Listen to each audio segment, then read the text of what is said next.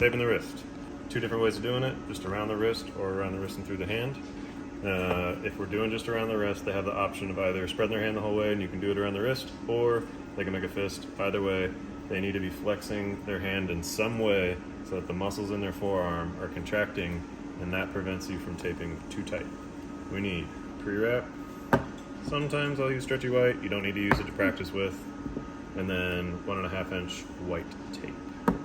So to start, we'll just do just around the wrist at first. You want to look for these two bones of the wrist, and you want to start the pre-wrap just above those. So you're just wrapping around, overlapping about less than halfway.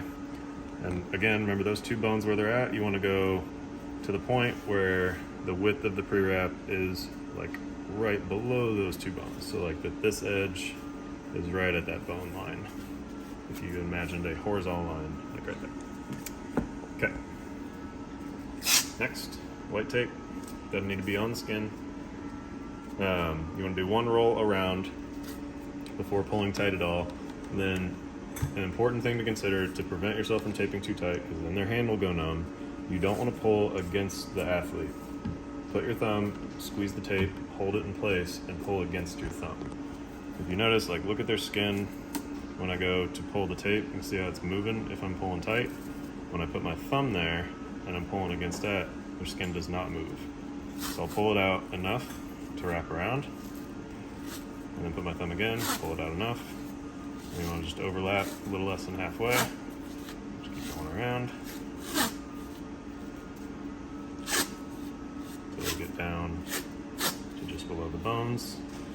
When I get to those bones and I'm below them, I'll do 3 rolls or 3 wraps around, circles around that point, and then I'll tear it off at that point.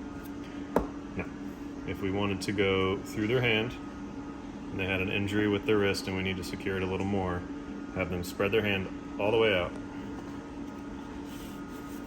And when we were doing our pre-wrap, you go around the hand and then back around the wrist in kind of a figure 8 way. And then you would start at the same point up there. We're just going to imagine we're picking up where we left off, come up around the wrist, keep their head spread out. And again, pull against your thumb, not the athlete. You're wrapping around. Once you get to the bones again, now you want to angle your tape just a little bit towards their hand.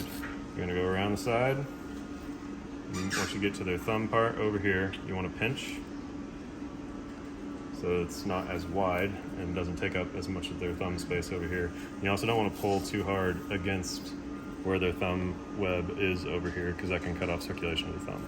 But once you get to this point, I like to put my thumb on top of their hand and really crank down on the outside of their wrist there and on the inside of their wrist over here. So then I'll do that same one again, pinch again, wrap around, crank down. And I'll just do 2 of those typically. And then that secures this area of the wrist a little bit more, which is where a lot of their pain will typically come from with a wrist sprain.